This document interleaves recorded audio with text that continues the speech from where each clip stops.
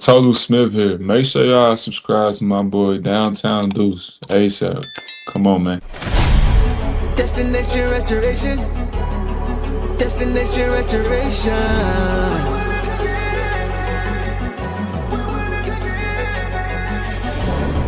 Destination restoration. Destination restoration. It's our time. Can you feel the elevation? We on a mission on vacation. Time to create the separation. Championships and motivation. 313 need no explanation. Miss me with all that conversation. We ready for the confrontation. Counting down to our destination. The final destination. Together all the time together. It's us against the world, it don't get no better. We turned it around, that was the beginning. Coming for the crown, you know we winning. Time to put in the work, I'm about to go for state. Taking our prisoners, it's my time. Yeah, I know that it hurts. Saying break out the church, you don't wanna see me in my prime. The mission is to ring, we're caught in everything. In the city, supporting the dream. Vision new I never seen, we deserve to be king. It's all or nothing, no in between. The clock is ticking and I hope you're listening. Don't touch me cause I'm sizzling. Physicality is tipping and mentality is menacing. The dog pound body's crippling. Now the clock is ticking and I hope you're listening. Don't touch me cause I'm sizzling. Physicality is tipping and mentality is menacing. The dog pound body's crippling. Feel the elevation. We on a mission on vacation. Time to create the separation. Championships and motivation. 313 need no explanation. Miss me with all that conversation. We ready for the confrontation. Counting down to our destination. The final destination.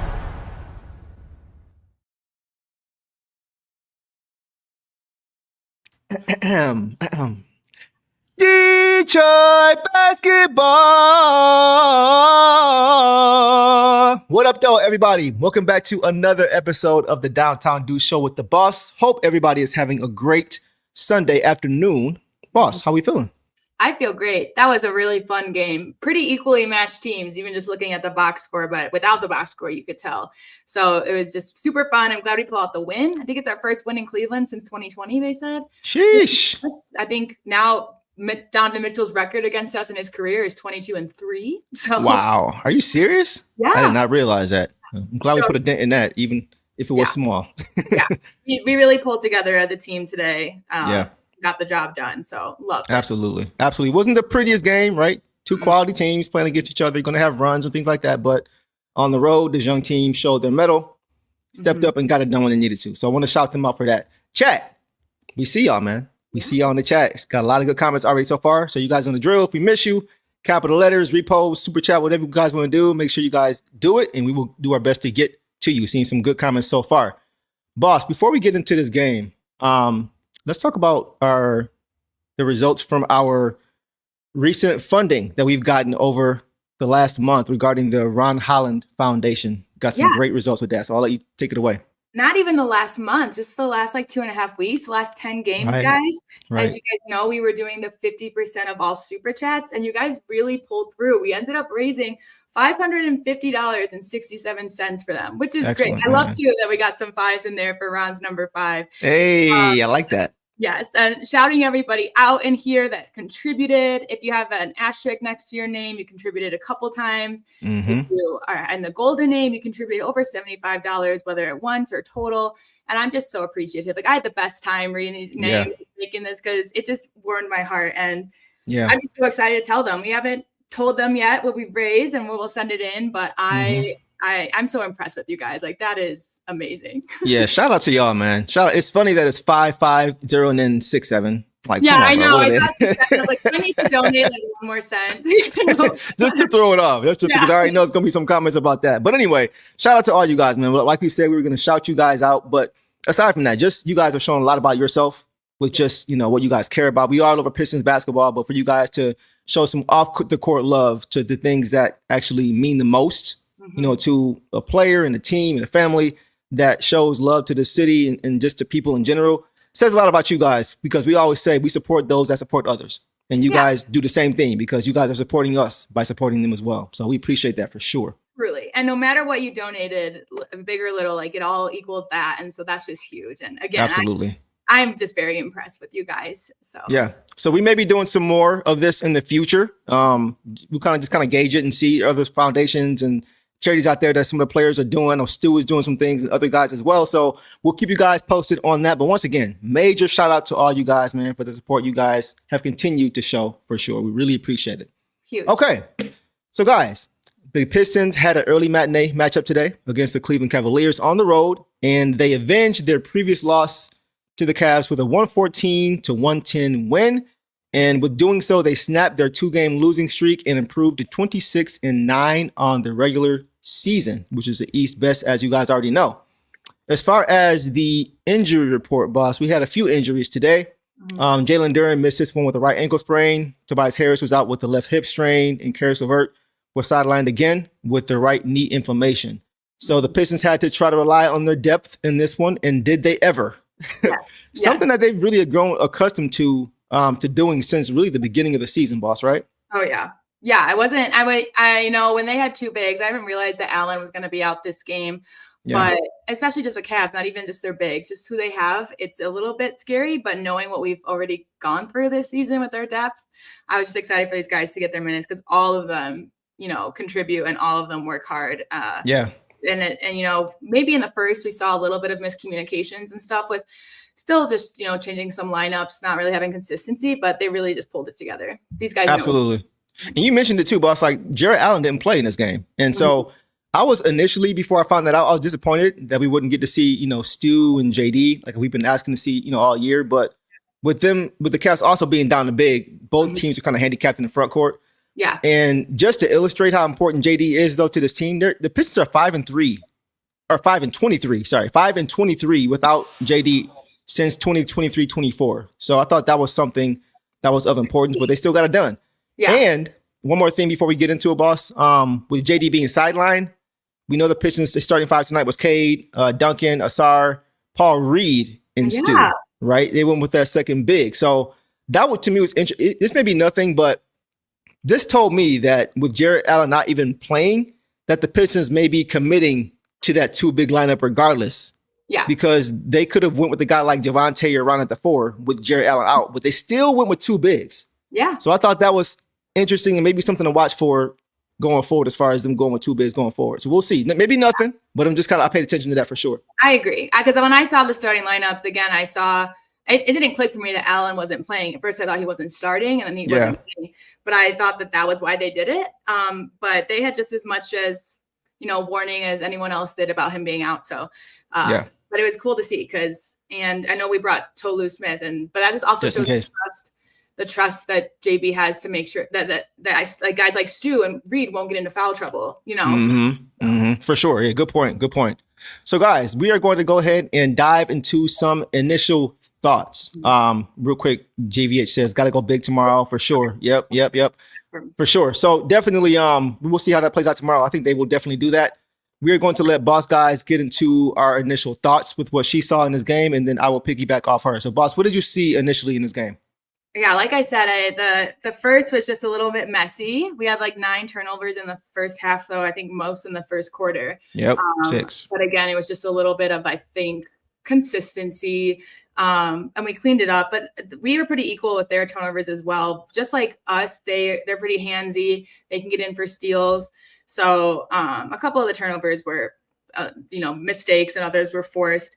But we cleaned it up, and that's all we can ask. And I just knew, I know someone mentioned it earlier too, but I've been watching the Cavs a little bit this season, and they are a fourth quarter team. So I was really happy that we got a lead earlier on, and that we, maintained it. They did their fourth quarter thing, and we were able to close them out, which was great. With the help of Stu was huge in that quarter. The defense, absolutely. So it was just a really fun game. I really liked the way we played, just as much offense as defense, and that's all you can ask for. For sure. Chuck Brewer says, was there any word on how long Duren is to be out? I've gotten out of the loop. So we know for sure he's not playing tomorrow. Yeah. I would imagine him being out for close to a week, something like that.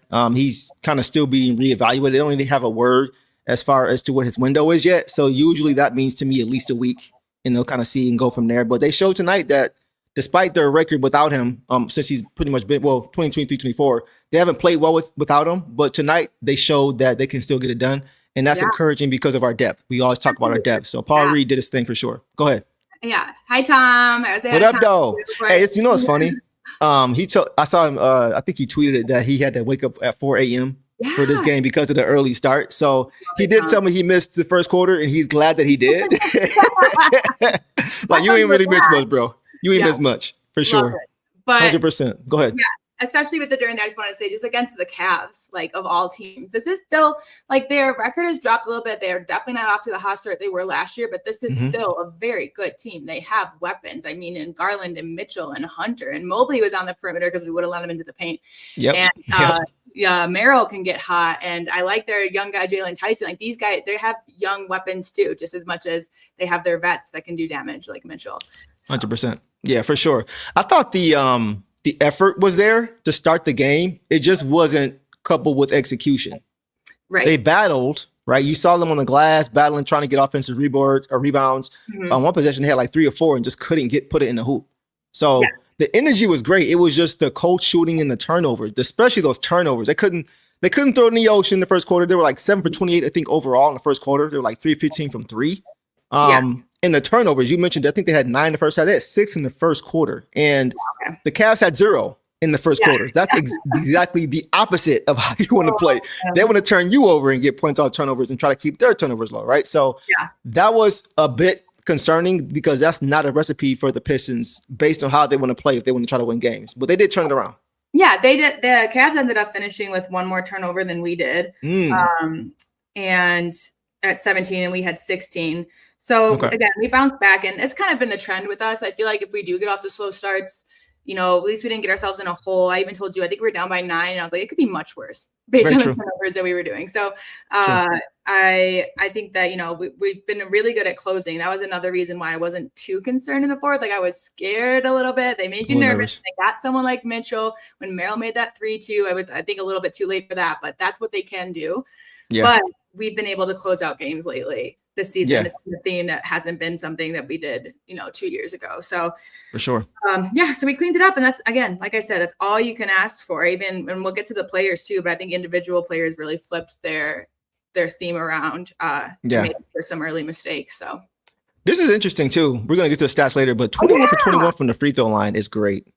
That's great. The fact that we're getting there a little bit more, looks like now, getting a little bit more respect, but also the fact that we're knocking them down. I think we're towards the bottom as far as free throw percentage for teams overall. Yeah. So this is the last couple games, actually, we've been shooting the ball pretty well from the free throw line, and we needed pretty much every single one of those tonight. So even if we don't go 21 for 21 every game, if we can stay close to 80%, 75%, 80%, that'll be great and go a long way for us long term for sure. And I agree with organic here. Kate has been getting a better whistling. Yeah. I agree. I think there were some plays today that he should have gotten one, like the one where he slammed the ground. I really hope he's okay. Yeah, he's going to feel that one a little bit. There's just some adrenaline with that. So I really hope he's okay going into tomorrow. I think he will be, because it's kind of a quicker turnaround. But yeah, there were, and then, Tyson was a great defender on him, but I guess if you're allowed to grab wrist, right.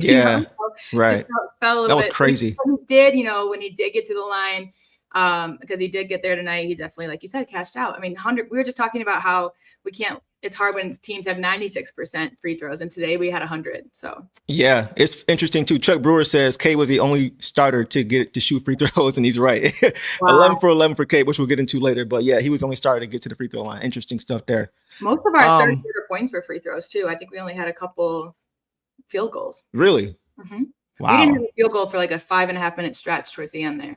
That's wild. I know. That's wild, man, for sure. So that's our initial thoughts, guys. We will go ahead and get into some box scores and see how this game broke down even further. Boss, I will kick it to you. We're gonna start with Cade Cunningham first. Okay. Tonight, Cade had, guys, 27 points on 7 for 22 overall, so he didn't shoot it great.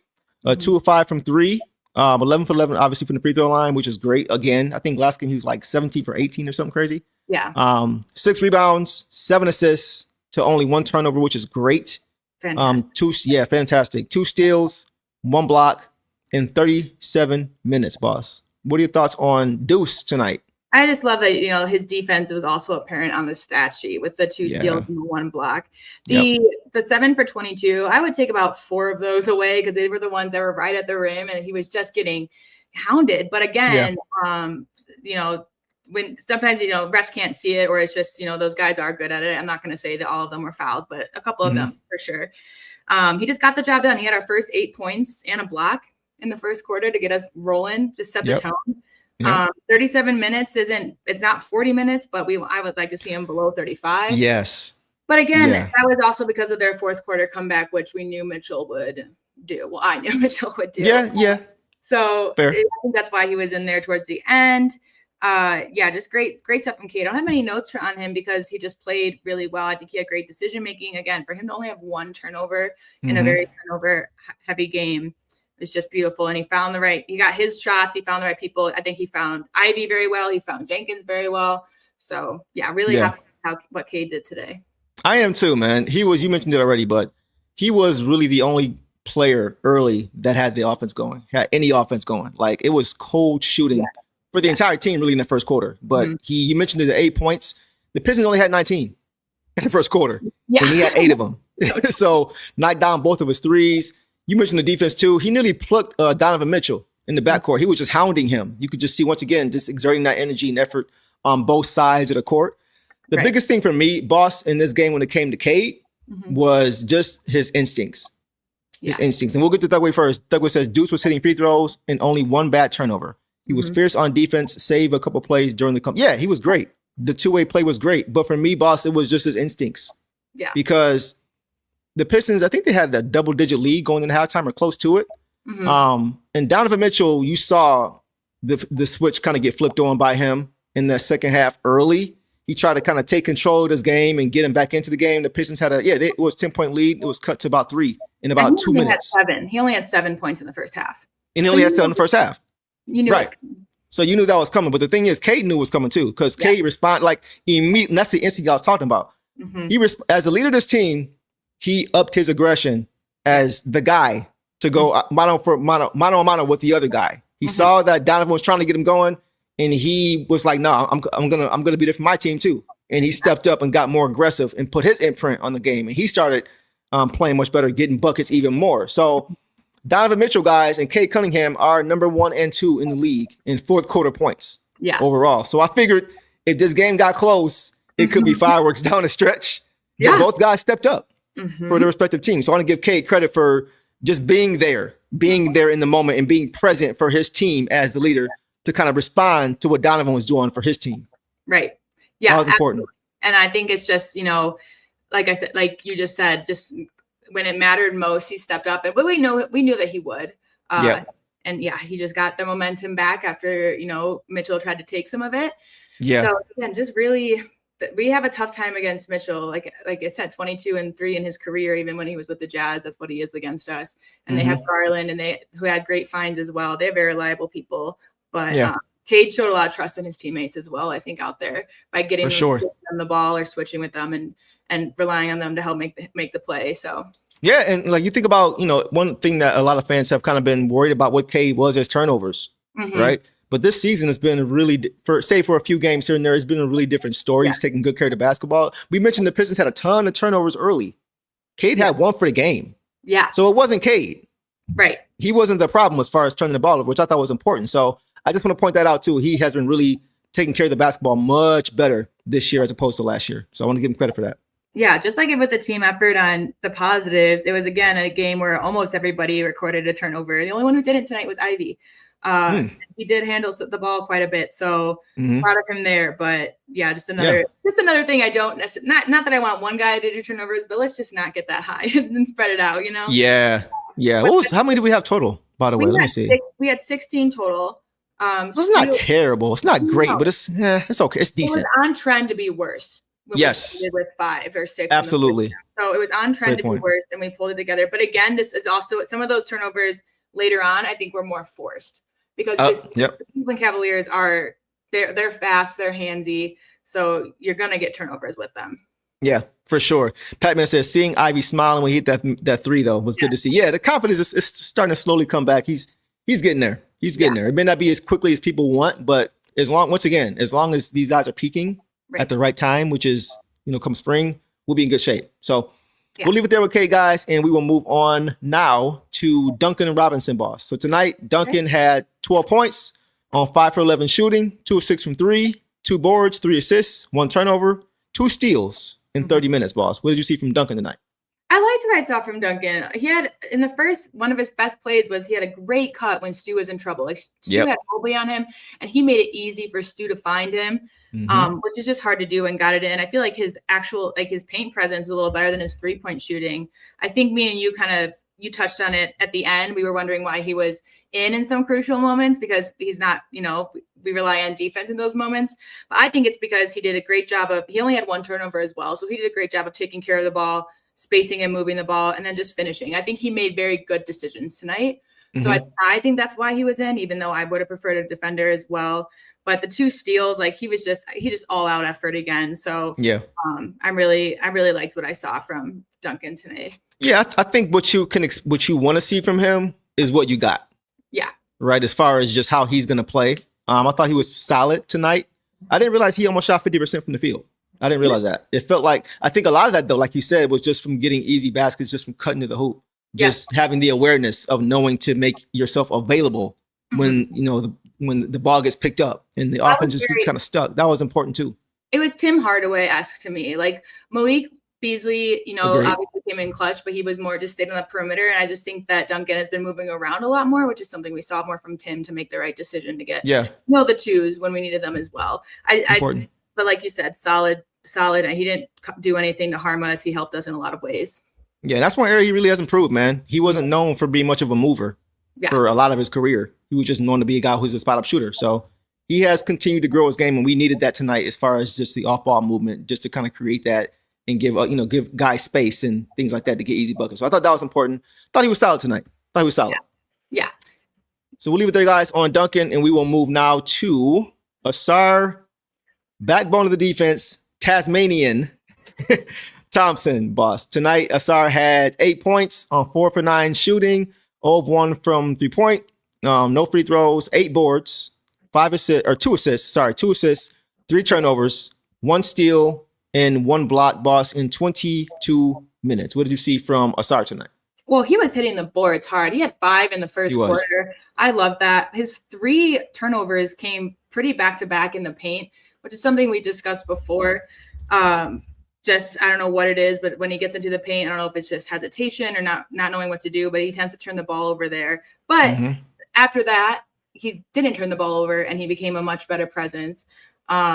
He had a great cut to the basket in the second. It just made me, again, we've talked about it, looked a little bit better off ball. Like when they can find him, I'm a little more confident in what he's doing. And then the fourth quarter was just huge for him. He had that great find to Stu in the paint. Like his assists were beautiful. Like I think that's the offense that we want to see, like that JB talks about in play creation, is assists like that.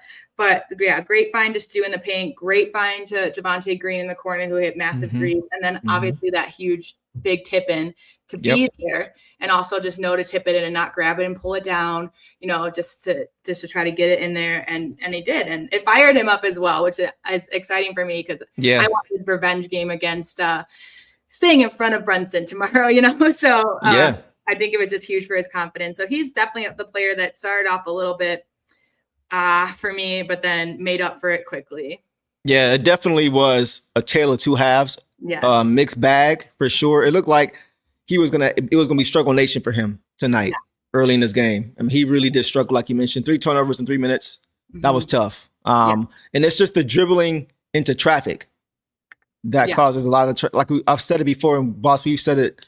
I just want Asar Thompson finishing and not creating. I want him doing a lot of what Duncan is doing. I think he can learn from Duncan as far as just moving without the basketball, because he's so athletic. He's so fast. He's a blur. So I want to see him in the half court, continuous movement coming off curls, coming off screens, not even just to shoot, but just to create space and just to make the decision out of it, right? Just whether you get into the rim or finding guys like he did with Stu, like you mentioned, or just that kind of action, I think is best instead of him trying to use his ball handling, because it's not really tight enough to consistently have confidence in it, Yeah, and like we talked about it too, the board and push, because again, he was hitting the boards and JB wants him to push. I think for his sake, he just needs to get rid of it before he gets to the paint, and then he can move off ball and let, whoever's, Cade or Ivy or even Duncan, like just kind of, because Duncan was doing well finding people after he got the ball too. He did. So that would just be my thing for Asar. Just don't pick up the ball in the paint. Figure it out. Get across half court. Yes. Yeah. That's cool. Yeah. Get the defense on their heels and then find your facilitator, find your playmaker, right? Yeah. Find your ball handler. That's the key. So I totally agree with you there. So he had a great he definitely rebounded well after having a tough shot and the tip in late, like you mentioned him being on the boards. 8 boards is great. That's what you love to see. So, he did do some great things, and somebody mentioned it too. He does do a lot defensively that doesn't show up on the stat sheet. And I want to give him credit for that. He makes a lot of heady plays. He covers up a lot of mistakes defensively, sometimes a lot of breakdowns that he's able to kind of get over and hedge and prevent the pass from getting there. Like he does a lot of things like that doesn't always show up. Yeah. It's just the things that really hurt our style of play, which is just turning the ball. Because when you turn it over, as good of a defender as you are, if you're turning the ball over offensively, now you're hurting our defense. Right. Especially against teams who like to run, because now you got to rely on your transition defense off of your turnover. So that goes into it as well. You can help the defense by protecting the basketball. So that's the biggest thing with him I'm worried about. But once again, mixed bag. It wasn't his worst game. He made some big plays late, and we needed him. So I'm going to give him credit for that for sure. Yeah, so definitely. Yeah, we'll leave it there, guys, on Asar. And we will go now to B-Ball Paul, who got the start tonight, guys. So Paul Reed tonight, guys, had 8 points on 4 for 9 overall, 0 of 1 from 3. 8 boards, 4 assists, 1 turnover, 1 steal in 30 minutes. The most he's played in a while now, boss. What did you see from B-Ball Paul tonight? Just again, being where he needs to be, like crashing the boards. And he had, his stat line is basically identical to Asar's, but he had 4 assists too. I think he just reads it all so well. Yeah. I was kind of bummed the 3 didn't go in. I think it was like an in and out because he was someone who, we talked about it, Cade was getting doubled. They couldn't really, other guys open it up for him, but he started it by, hitting that nice 15-footer. No one, they weren't expecting him to pull up like that. He hit a couple of those. He was on the rim. Just, getting to the boards, getting to the loose ball. I think he had great defense on Evan Mobley. Like he, oh my goodness, he had his first foul to like the second quarter, I believe, and then he only ended with 1. That's crazy. 30 minutes is our big guy against, their guys who are like B-Ball Paul or Evan Mobley or DeAndre Hunter is another big guy. He's not really, that's all them going down low because Reed and Stu basically kept Mobley out of the paint. Yep. Mobley's points came from the 3, and that was big. And again, Stu had just as good as defense on him, but I was just really impressed by what I saw from B-Ball Paul because he also made all the good decisions. 1 turnover, which, they just all seem to have today. 1 steal. Yeah, I mean, just his effort, man. Yes. He's a spark plug off the bench. Great effort of finishing around the hoop. Keeping possessions alive, man. His offensive rebound, just crashing the glass, just being a force in the glass, man. And he made I thought he made really good decisions, boss, out of the short roll, off the catch and the pick and roll. Yeah. Just making the right pass, whether it was finding an open shooter or whether it was because they ran the zone a little bit tonight too. You noticed it, and he made some good decisions.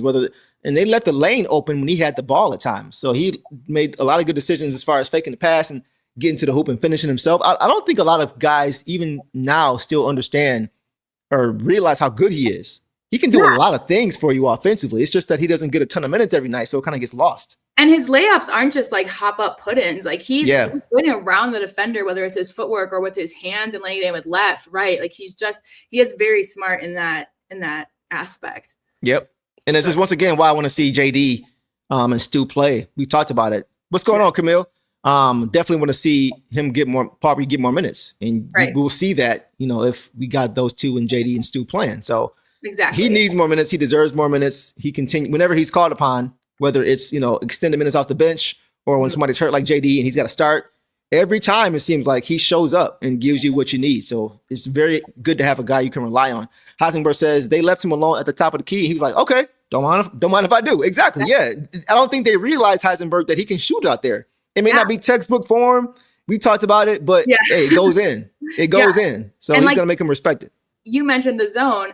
Once him and Danis were in together, started hitting, and Cade was in too, then they had to go back to man-to-man. Exactly. They couldn't just, do zone and double Cade anymore. And now, and I'm sure you'll talk about it more too as we get there, but now there were other shooters on the floor that they had to be more concerned about than just Great point.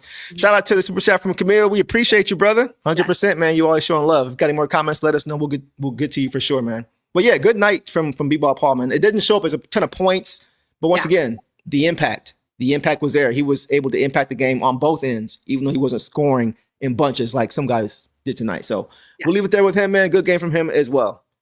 Boss, let's go ahead and go to our last starter now. Isaiah Dog Pound Sr., Defensive Player of the Month, the Enforcer, whatever you want to call him, man. Defensive Player of the Year candidate, All NBA defense, whatever you want to call him. Isaiah Stewart, man. 8 points tonight, guys, on 4 for 7 shooting, all of 1 from 3, 3 boards, 2 assists, 4 turnovers, which is high for him. Yes. 2 steals, 3 blocks in 31 minutes. Take off, boss. I think there might be a stat adjustment because I have him down for 4 blocks, but really, man, ESPN be shorting these guys, man. I mean, well, no, the NBA has 3 blocks as well, but they have 3. Okay, like I watched him do 4 blocks. That's what Chris said. Chris said 4. So maybe there's some deflections or whatever. They didn't count as a block. Who knows? But like you said, the turnover is rare for him. But again, that mostly happened under the rim. When he would just go low, that's the only way they could stop him was hitting it out of his hands. So again, I don't necessarily blame him because he was being super aggressive. Just great defense on Mobley, huge offensive rebounds and putbacks. So they had 10 offensive rebounds in like the first half too, which is I think by like 9 minutes in the second, because I remember Kelser bringing that up. Like that's a whole game's worth, Yeah, that block on, I said block and I don't know who he blocked, but block on Mitchell, perimeter shot, that one in the third. And then again, great defense on Mobley, forcing the turnover and keeping him out of the paint. And then the block on Mobley, which was great to see. That's a tall guy. And then tall and like lanky, and then the huge block on Mitchell that led to the game on the line. It led to the tip in by Asar. Like, big plays, and he never slowed down. And again, just like I saw last game, like he was high-fiving guys. He was like, Ron made a foul, and he was just pumping him up like, you're good. I felt like he was very vocal out there tonight. Didn't get into any trouble necessarily with anyone. So I just loved what I saw from Stu. Again, was the last game the 5 block game? I think so. And this is the 4 block game. I'm going to give him 4 like other people have because we all saw it with our eyes. Yeah. And he's averaging 2.2. Like he could be averaging 3 this month. It's insane. He's second, I think, in the league this month in blocks. Yeah. Or last month. Behind. Oh wait, no, that's behind Huff. But he was also second. He's second in the league in total blocks behind Wemby. Yep. Wemby. Crazy. Crazy. Like, yeah. Talk about different types of prototypes as far as bodies. Body wise. That's insane. It ain't like he's tall and lanky and. Nah, man, he's 6'8", doesn't have a crazy bounce. He's just a smart defender. He just knows how to play defense. See, Mike, he was just incredible. Yeah, absolutely. So I'll start with this, boss. I'm going to give him some credit here and go and just show you guys this. Guys, Isaiah Stewart right now is 10th all-time in Pistons blocks. He's the youngest player to get to 400. 400 already. And he's incredible. You guys see the list to the right of guys ahead of him. You got Max Heel, you got Tate Prince, you got Sheed, Sally, Lambeer, Bob Lanier, Dre Drummond, Terry Tyler, and of course, Big Ben, right? But for him to be on this list already is incredible, especially given the fact that he's not a freak athlete or had just a crazy size or crazy wingspan or anything crazy. He's not a starter. And he's not a star. That's the crazy part. He's not a starter. He's not a starter. Those guys were starting unit level. Yeah, 100%. So that's just crazy. Like tonight he just continued to show why he won that award of Defensive Player of the Month. And I think we both said it, he's got a great shot to win the DPOI. And it seems like every time he goes up against Evan Mobley, he wins that matchup more times than not. I don't know what it is, boss, but he just seems to outplay him whenever they, are playing each other. And that's the man who won DPOI last year. That's who won DPOI last year. For me, though, like the play that I always think about with Stu is with Mobley is offensive play. When he went behind his back last year, with the left-handed finish, put Mobley on skates. You saw a shorter going like this, like he was on skates. My favorite. But tonight it was the defense. He had Evan Mobley in jail. Every time Mobley would try to drive to the basket from the top, or Stu would just cut off the driving lane. His ability to move his feet at his size, because he's a big guy, he's a wide guy. but he still has great feet. Right. He's got great feet. So he kept cutting off the driving lanes. He was doing everything. He was pushing Mobley off a spot, making him pick up his dribble. He wasn't biting on pump fakes. Nope. He just did everything. He shut him down. I think he guards him better than anybody I've seen in the league this year, or just period. Yeah. I mean, like you said, his footwork is just something that was just noticeable too, and how quick he is. Some of the putbacks, he's just fast. And you just don't expect a guy of that size to be that fast. And I was looking forward to Duren on Mobley today. Just because that's always a fun matchup. And I feel like Duren has improved a lot more where in the past year, where I think Mobley has stayed steady. I don't know what his goals are, but I think Duren would be better this year on him than next. But we'll see the Cavs again. So, but even that block, even that foul that Mitchell got, that was a 2-point. That was fair. Where was the foul? I didn't even see a foul there. Elbow as he was going up. Stu got in his space enough to, but that was it. But we'll take that. Like, even I'm glad it wasn't a 3, because I had just texted you, do not foul the 3-point shot. Yeah, you did. It's still there.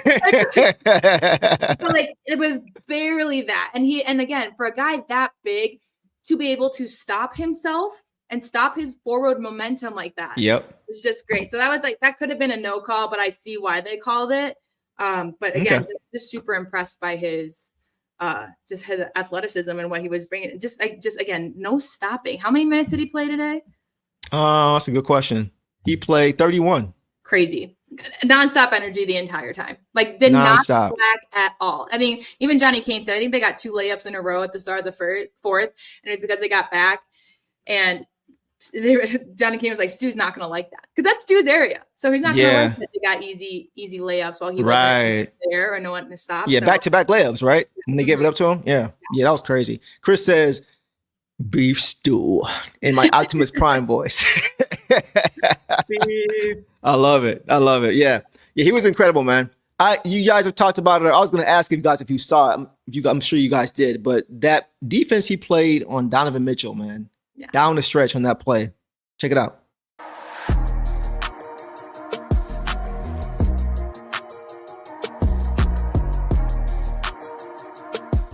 That was the tail end of it, because he had him isolated. Like, he had Stu on the island, and he tried to use it in and out dribble. Like, Stu was not biting on anything. He was just moving his feet, staying there, to the point where Donovan Mitchell found himself in the post.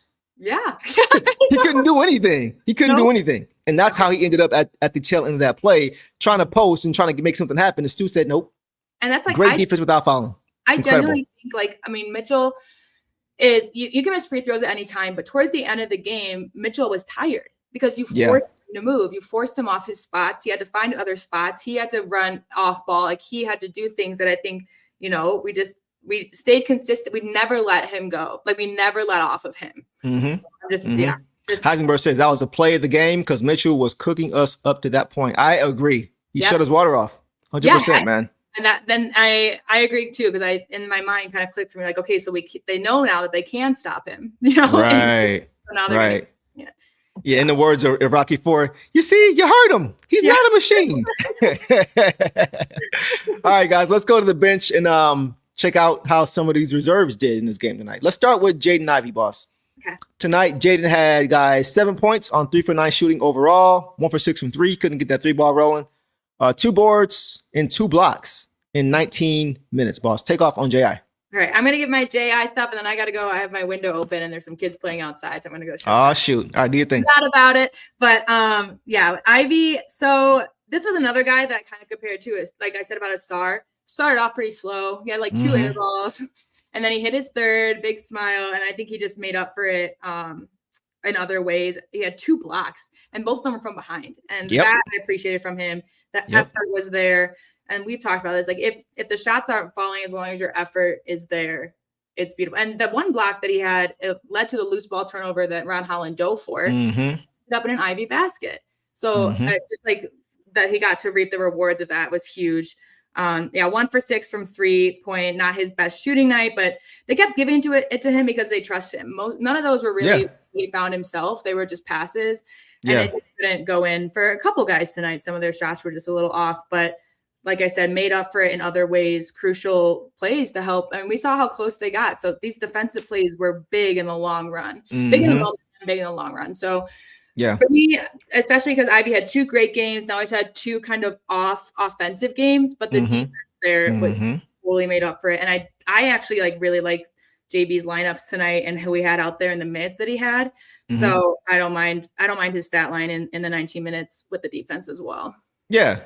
I thought he was going to play a little bit more because of how much he played early, but I was okay with it. Like you mentioned, he couldn't make a shot early. Like I think his first shot was an air mill, and he doesn't do that often at all, right? So he couldn't get it going offensively. But like you mentioned, he didn't drop his head. Same with Asar. Like even though Asar had his turnovers early, he didn't drop his head. Same thing with J.I. He didn't drop his head just because his offense wasn't there. Right. He still had the defense he gave the defense. You mentioned the block shots and just not allowing dribble penetration. Like he is built similar to a guy like Donovan Mitchell. Right. Really big, really strong, really fast, 6'4". So he has the ability to stay in front of a guy like him. I thought he did a pretty good job of just making him take tough shots. And when you can do that, you can get out in transition, and you can also prevent having to rotate because help has to come over, just being able to stay in front. And so he wasn't great tonight, but I thought he did enough for sure on the defensive side because he couldn't get his shot really rolling offensively. Yeah, and again, the block on one of his blocks was on Mitchell.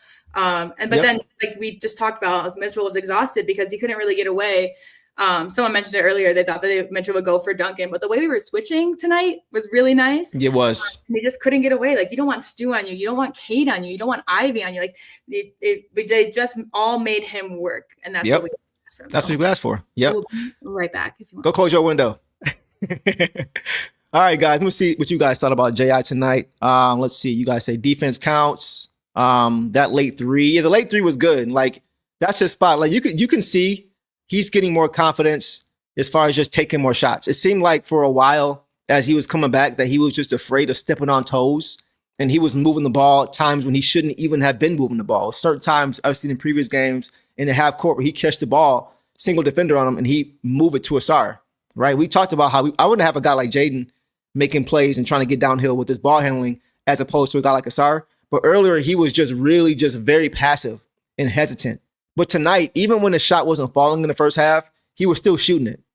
He was still getting shots up, and a few of those rimmed out.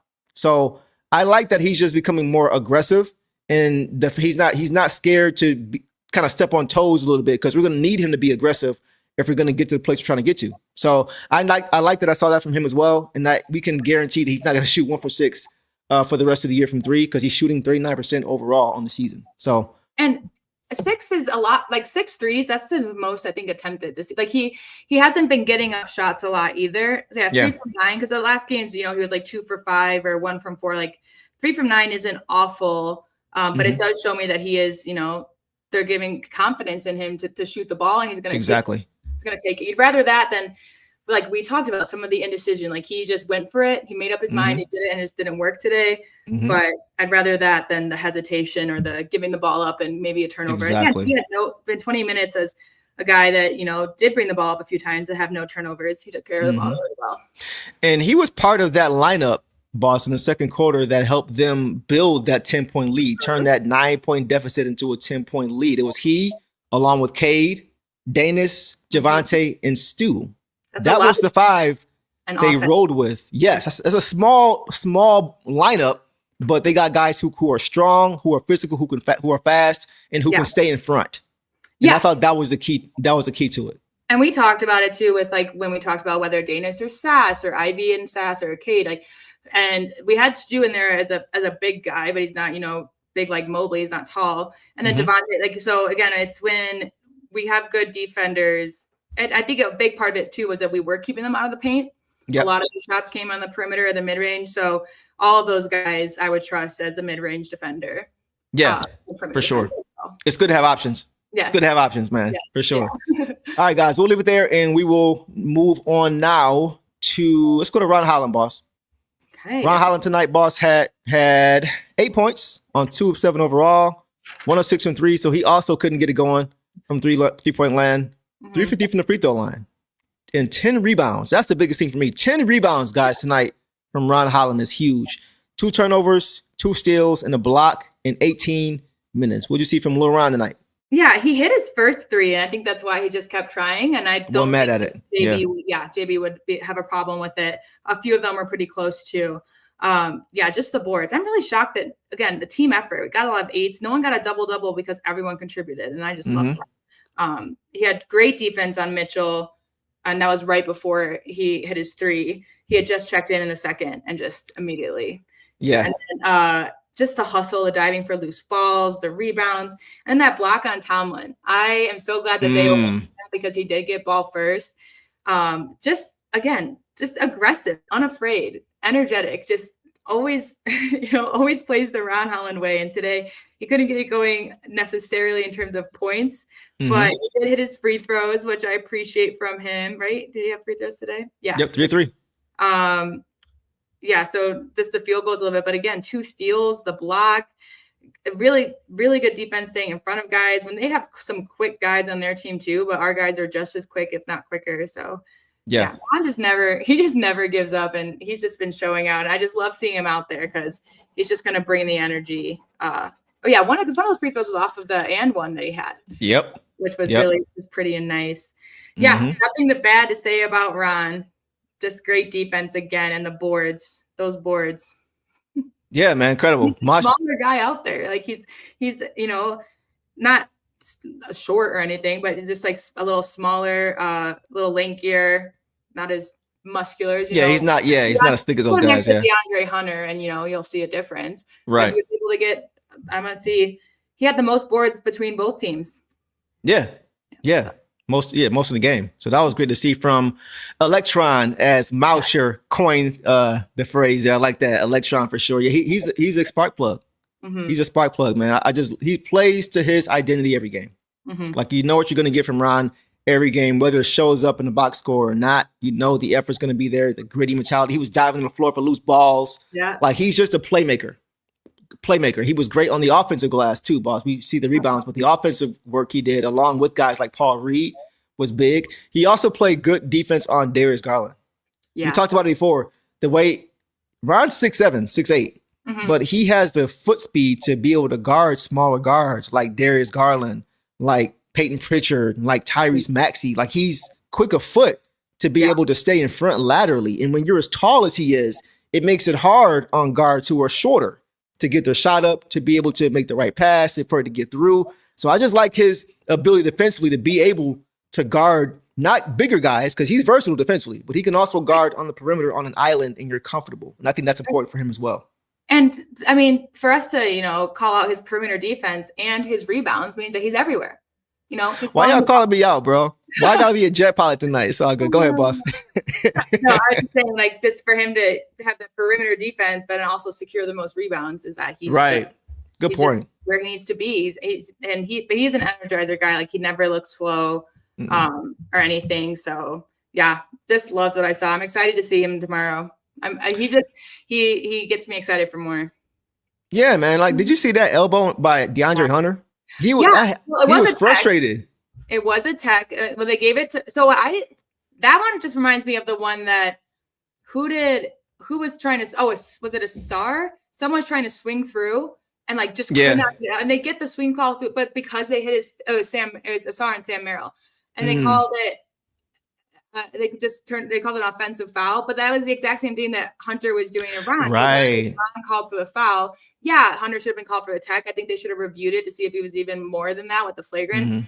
But I just didn't like that there was no consistency in that, because Asar was just trying to do the swing through that every smart offensive guy does, and Merrill was all over it, didn't get called for a foul, and then by the time his arms were up. So I just didn't like that inconsistency. I didn't see the foul on DeAndre Hunter.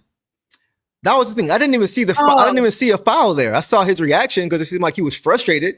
It was the same thing, trying to get the arms up, and Ron's arms were right there, just like Asar was trying to get him up, and Merrill was right there. Okay, he drew contact? Because I didn't see any contact. Okay, maybe I missed that. That's what I saw, is him drawing contact on arms instead of the ball, and then DeAndre I got you above it. So okay. Great Take Debate says, I expect Ron Holland to be locked in tomorrow as one of the defenders who goes at Brunson along with Asar. I like it. Remember BTA for the Bakers. Yeah, I definitely think Ron's gonna get some time. I think a lot of guys are gonna get some time on Brunson tomorrow. I could see little Cade here and there. I could see some Jaden. I could see some Asar, of course, some Ron, maybe even some Javante a little bit too. Go ahead, boss. I think Jenkins will as well, especially. Oh, of course, Tank, yeah. Move it to him for sure. He'll just get it in the way because him tonight too. And as you said, he was just impressing me with his speed. Some of these guys, I gave props to the Cavs too. Like some of them, despite being our guys staying in front, were able to get shots off, but they were just moving at a really fast pace on both ends, which was just fun basketball. I agree. Masha says, I feel like Holland is better suited to cover Brunson than Asar. He's going to get some shots. He's going to get some opportunities tomorrow. He's been really good on a lot of different guys this year. He was guarding Luka well, right? Who's one of the toughest one-on-one players to guard without fouling a lot of times. So I definitely think he'll get his shot along with a bunch of other guys guarding Jalen Brunson for sure.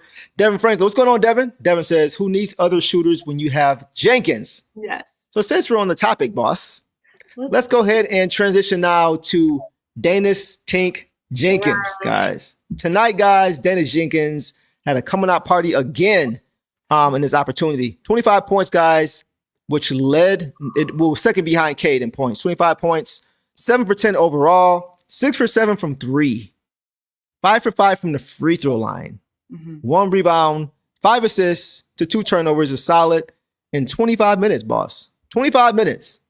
25 minutes. Take off. 21 of those points came in the second quarter. The other ones were the free throws, the clutch free throws at the end of the game. So he just delivered. And that just also shows the minutes that he was out there, he just had some incredible looks, some incredible assists, the defense. Even though he wasn't getting shots up like he was in the first half, he still was making such an impact in other ways. Yep. In my notes, I was like, my notes are just like, hit his first shot, a 3. And then it's like 5 for 5 from 3. Hit his second shot, a 3. Hit his third shot, a 3. Hit his fourth shot, a 3. Relevant now because he was hitting them all. And like the 1 3 that he missed was the one that they were like, oh, he was like, shoot it so that we can get before the half end so that we can get a 2 for 1. Yeah, exactly. The IQ piece. Which honestly probably would have gone in. Or I think that was in the third quarter because the second half was when he hit that buzzer beater. End of the first half, right? Yeah, end of the first half. Sorry, was the buzzer beater. So the third quarter must have been when we were trying to get the 2 for 1. Yep. Yeah. I think it was end of the third. Yeah, if I remember correctly. Yeah, go ahead. I'm so happy for him, and this is what made me happy about JB too. Is like he put in Sass. Sass didn't get hot right away, which is okay. Jenkins did, and so JB was like, well, let's just not force anything. Let's just ride the wave. And so that's how JB I think that's why Sass got less minutes today, just because Jenkins was doing better. Just like in the past game, Sass has been doing better. I still wouldn't have minded if Sass came in with at any point, but Jenkins was just holding it down. Which we needed. I think it was more of his defense that we needed tonight as well. Just so happy for him, man. 5 assists too, and he has 2 turnovers, which is rare for him. But again, this is just the team that they were facing. Yep. The clutch free throws. I am so because he's a 77% free throw shooter. So by that logic, 1 or 2 of those free throws, one of them wouldn't have gone in. Yep. And he hit them both. Hit them both in a very, very high pressure. We saw Ron in high pressure against the Bucks last year miss. We saw Paul Reed miss. Even K had one this year, right? Earlier this year, where he wanted to have back. Donovan Mitchell missed a clutch one for the right Cavs. Tonight. Yeah. And so I'm just so proud of him. And like even Kelser said, he was just astonished by the maturity of him and he mentioned that in talking about how he hadn't gotten a shot up in the second yet, but he was just showing maturity and making the right plays for his team. And not because we just talked about this the other day when we played the Hornets and LaMelo Ball. That's like Jenkins showed more maturity than someone like Ball would show in that moment based on what he's done and trying to take over the games. Yeah, he did. I'm guessing he got the belt. The only thing he has to. If he didn't, it'd be like Stu's big defensive plays or Javonte Green's big threes. Sass gets the belt. But Jenkins gets the belt. Yeah, he gets the belt, man. Boss, it's Sunday. It's the Lord's Day. Yeah. For the nasty dog. Hallelujah. Yeah. Praise the Lord. I want to show you guys this quick clip of Dennis Jenkins, man. He really was doing some incredible things in the first half. 10 seconds to shoot. Dennis Jenkins. Jenkins up quickly. Dennis Jenkins. Oh my goodness, Dennis.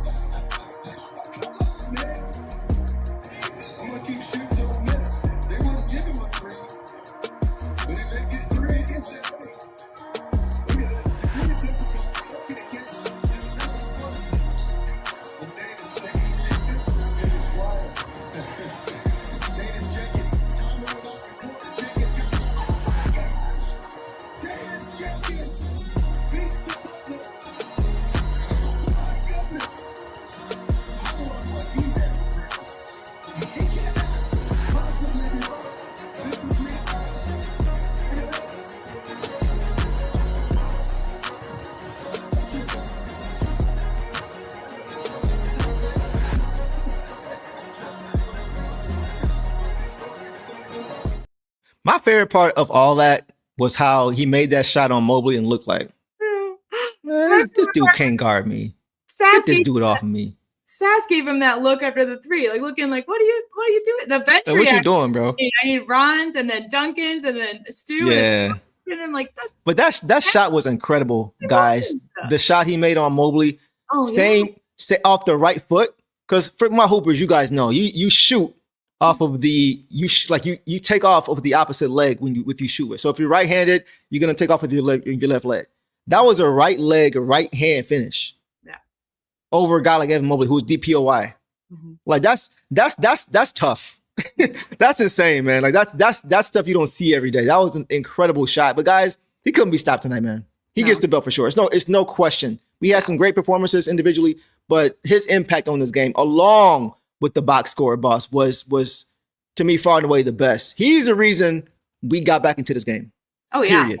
He single-handedly changed the whole flow of this game.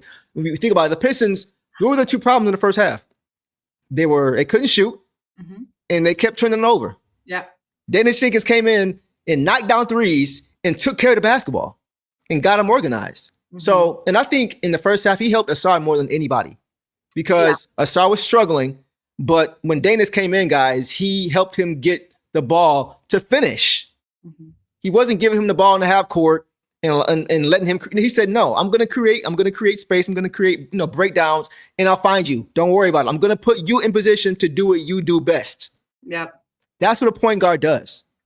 That's exactly what he did tonight. So that was what was very encouraging for me. Coach Hart says, "Stay ready so you don't have to get ready." What's going on, my dog? Hey, we were texting during the game, and one thing he said to me was, he said it before, but he said it again. Like, one thing y'all can expect from Tink is to always be ready when it comes to the game. Yeah. Right. And that's exactly what he's saying here. So it's like, just the work, man. Just the work that you guys have put in, man. Shout out to you, bro. Like, really? If I knew you'd have been here, I'd have sent you the link.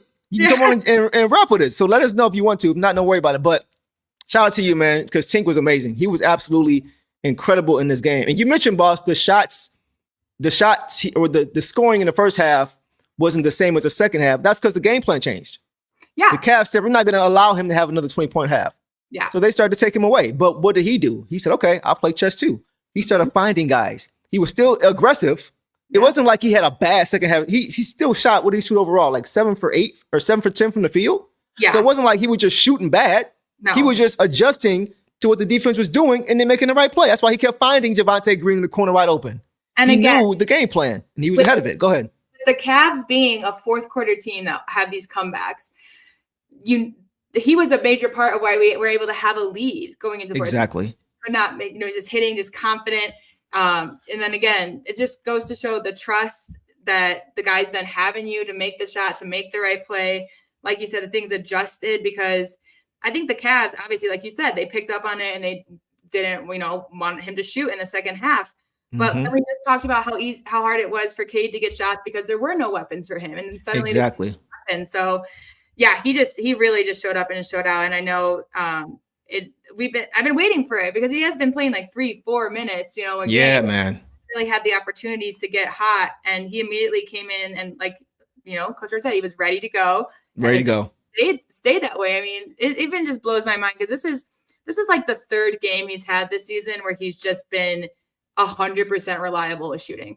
Like after not playing for a while, you do not expect him to miss it. Like it's almost weirder that he misses, and so it blows my mind. And again, it helps us keep other teams on their toes. Exactly. Because if Sass was hitting, maybe Danis wouldn't be in tonight, but then Danis would be in tomorrow doing with the Knicks, and it will be vice versa. Like it keeps us on our toes, it keeps other teams on their toes. Like even their scouting reports where it's like, well, this guy hasn't played that many minutes in a while, so he won't play tonight, right? Yeah, no, that's a great point. Some of these comments, y'all get it, man. Clifton says he spaced the floor and brought it to. Yes, exactly. That was the whole point. Heisenberg says he wasn't just scoring; he was playmaking. Mecklenburg says Tink created a new gravity and got those guys by. Yes, that's the thing. He adjusted to their adjustment. And that's what point guards do. It's funny. James said, "I'll take my contract now. Thank you." Right. Pretty much, bro. Like, yeah, at this point, man, like, because it wasn't just offensively, though, too, boss. We talk about how Asar makes a lot of plays defensively that don't show up. Danis was great on the defensive side of the basketball, man. He was rotating well. He had great individual defense, active with his hands, creating steal. He made life tough for Darius Garland as well. Like Darius Garland was not, they're kind of built similar to both quick, speedy guards, and Dennis was staying in front. He wasn't letting them get by him in penetration. He just played really good defense all around. So once again, boss, this two-way play was put on display again. Go ahead. Well, they had Porter Jr. on their team. I don't know his first name, because there's so many Porter Jr. Yeah, I know, right. But, Porter Jr., I just know that he's fast and he's quick, and he was grabbing boards like crazy, and he was pushing it like crazy.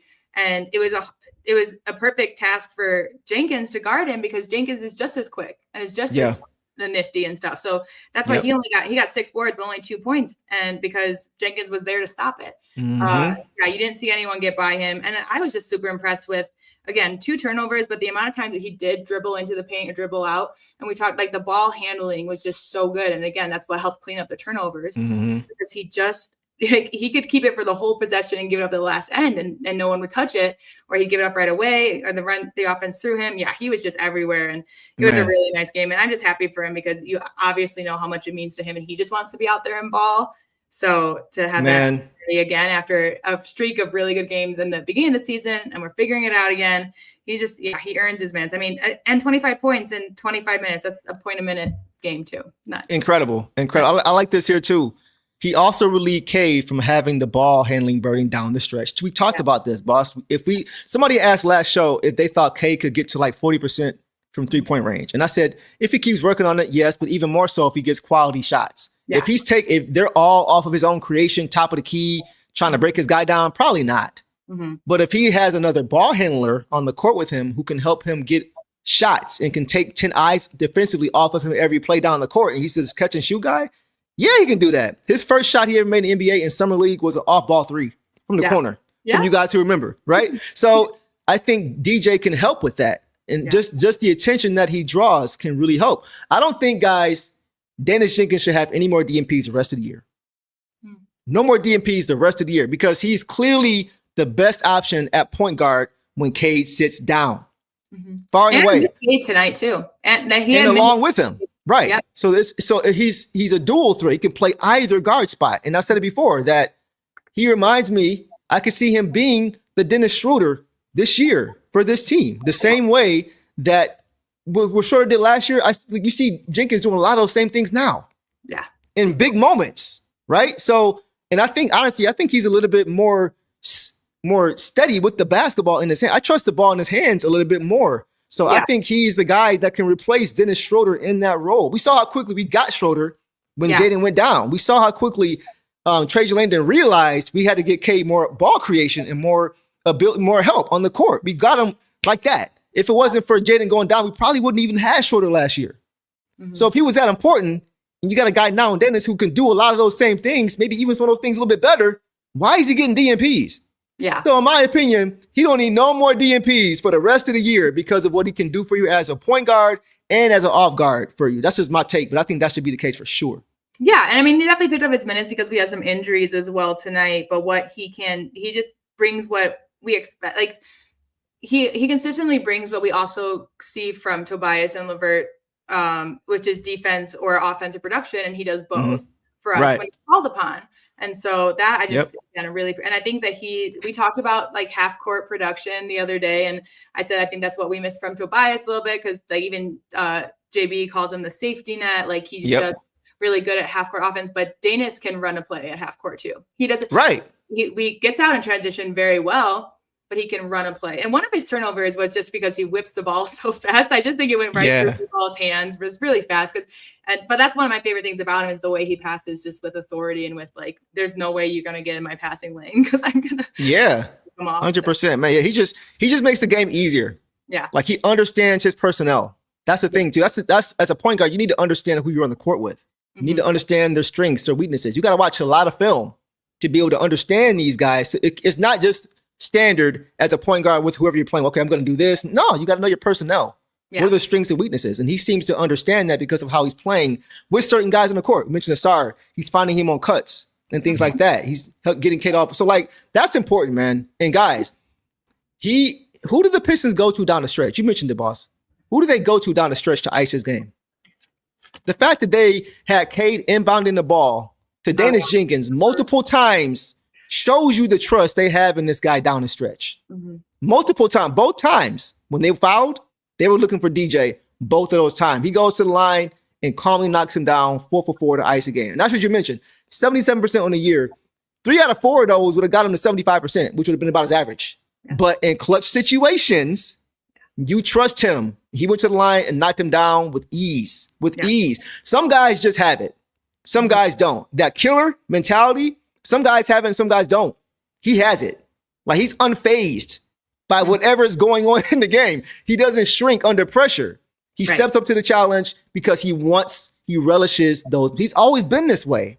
So that's why I'm like, bro, just give him an opportunity. Give him 20 minutes a game, 15, 20 minutes a game at least to let him go, to let him get into a rhythm.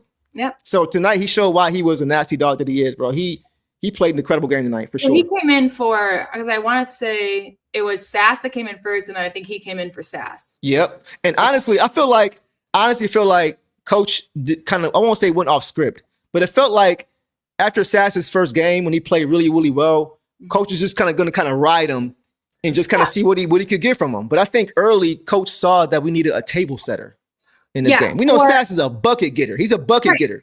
But sometimes you need somebody to just come in and just settle the game, especially when you have a high turnover count. Well, that's what I think. You can have games like that. Too, just who we were competing against. Like, I wouldn't be surprised if Sass does get it. I mean, hopefully Jenkins gets the same amount of minutes tomorrow, because it would be very beneficial. Something we didn't have in the playoffs against the Knicks last year. But I wouldn't be surprised if Sass gets a little bit more minutes. But I think, JB was just experimenting a little bit with what we can do, because this was a very equally matched game. I mean, like, we almost shot the same percent. We had the almost same amount of turnovers, almost same amount of personal fouls. Like, just a very, very equal game. Yep. And I'm just glad that, JB, it's kind of just like with Sass the other day. Like, we don't know if he was meant to play, how long as he played, but he got going fast. So they kept him in. So I think that's just what they needed with Jenkins, is just some kind of spark too. And I think it was just going against the Cavs. I think Jenkins just had the better handle of it over Sass. And we'll see tomorrow what goes on with the Knicks, because I think they have Robinson back. They'll be a little bit of a bigger team, but they just do as much perimeter shooting as the Cavs do. So it'll be an interesting matchup. But it's just like, again, like, it's crazy how we have, like, if we got into trouble or if someone got hurt, I would still be confident putting Sass in with Jenkins. Like, we just have so much depth and so much reliability. It's just so nice, because, again, it keeps everyone on their toes of what's going to happen. Like, who's going to have their hot night? It's always someone else every night. It's a disaster for people who make parlays, because you never know. This got one of the worst. That's a good point. Going to have their night. So we could go on and on about him, but I'm really glad that there was another Dennis Jenkins flurry tonight, because he that it can happen. We just haven't seen it consistent enough, because he hasn't gotten more than 4 or 5 minutes. And even then it's like 10, 12. And it's like, and he doesn't get down. Like, he's had stretches of games where he's played well. Yeah. And then you're like, okay, he's going to be a fixture. And he doesn't play for 3 or 4 games. And it's like, he doesn't get down. Right. He doesn't say, no, whatever, man. He stays ready as if he's a fixture in the game. I got to give him credit. Great audible from JB for sure. And this is important too. Michael Moore says, using Tink allows Cade to focus on being that defensive stopper at times during the game. Right. Because then he doesn't have the ball in his hands every single play. His usage isn't as high. He's not exerting as much energy mentally and physically with the ball always in his hands.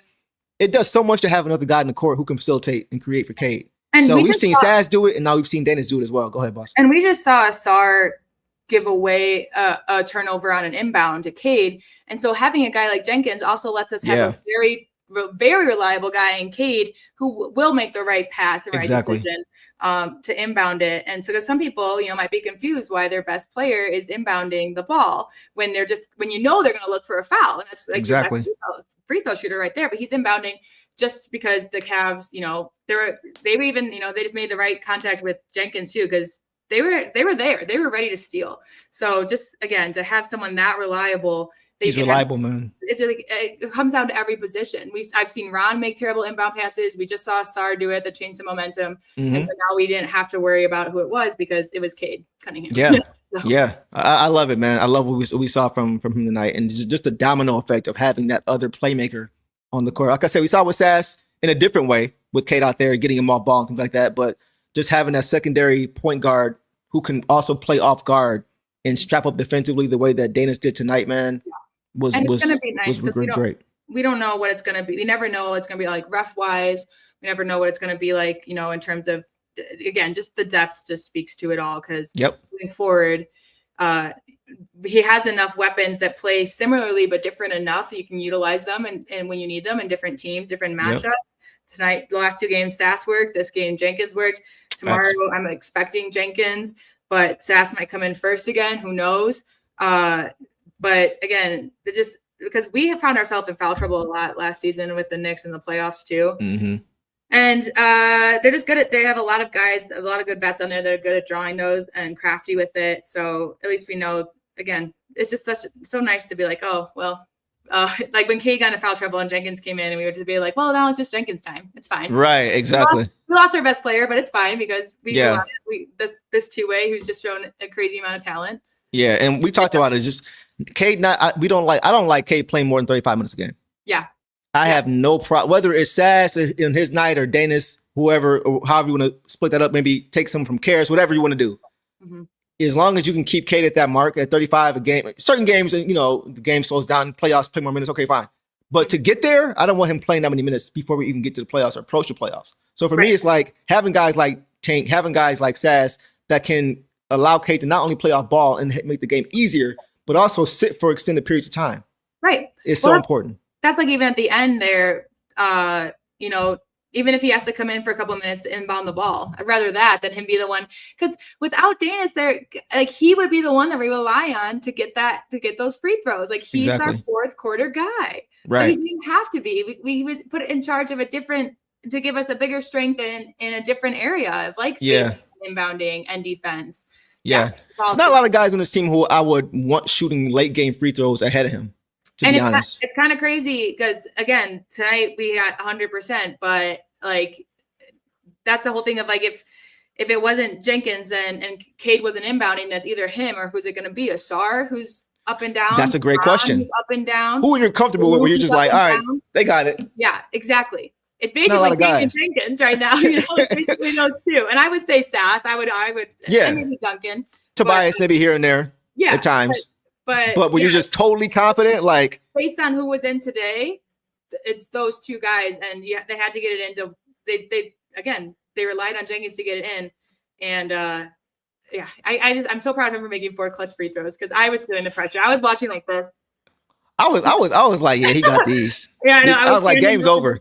I knew it was wraps. Yeah. Nah, man. He wants those situations to prove who he is. Yeah. And like he's not afraid at all. So that was great to see that.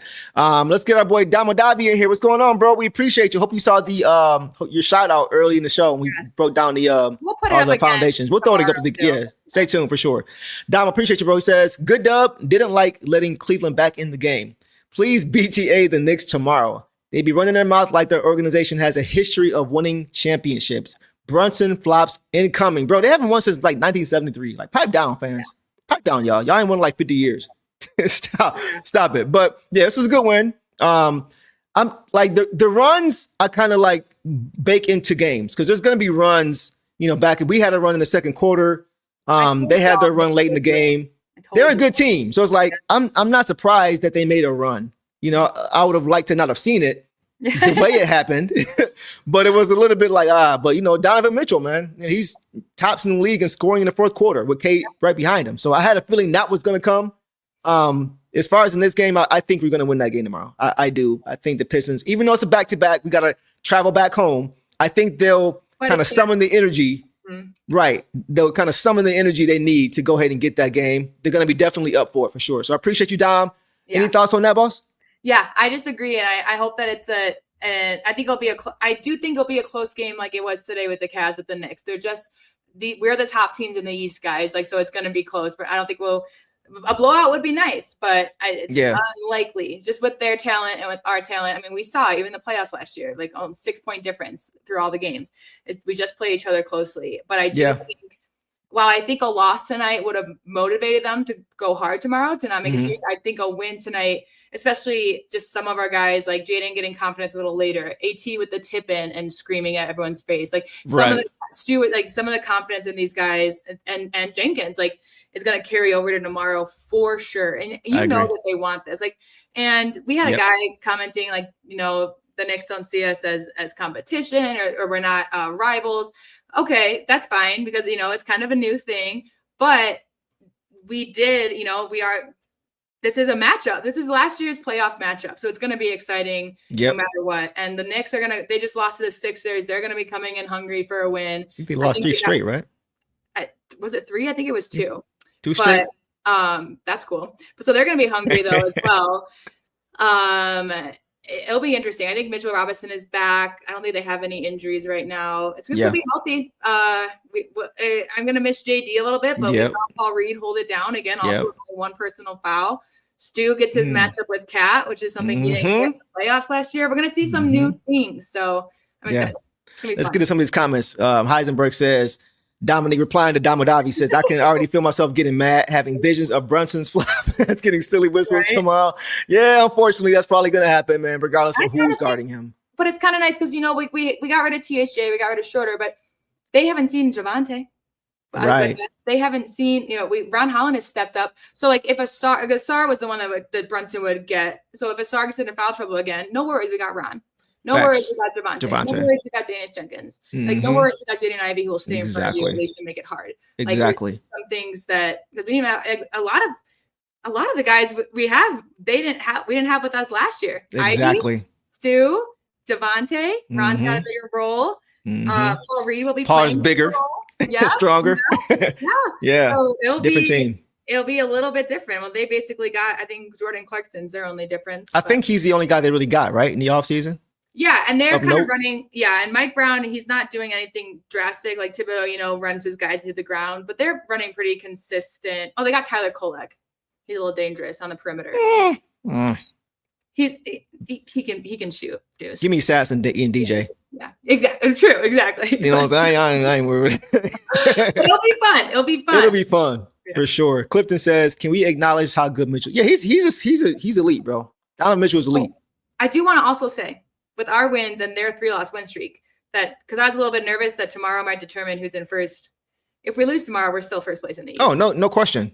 No question. By like 2 games. Yeah. So it's not even like it's a pressure game. It's more so like a revenge game. Kind of like how tonight was a revenge game. The first time we're going to see them, and we're going to see them 3 more times for the end of the year because they're an East Coast team, and we haven't seen them yet.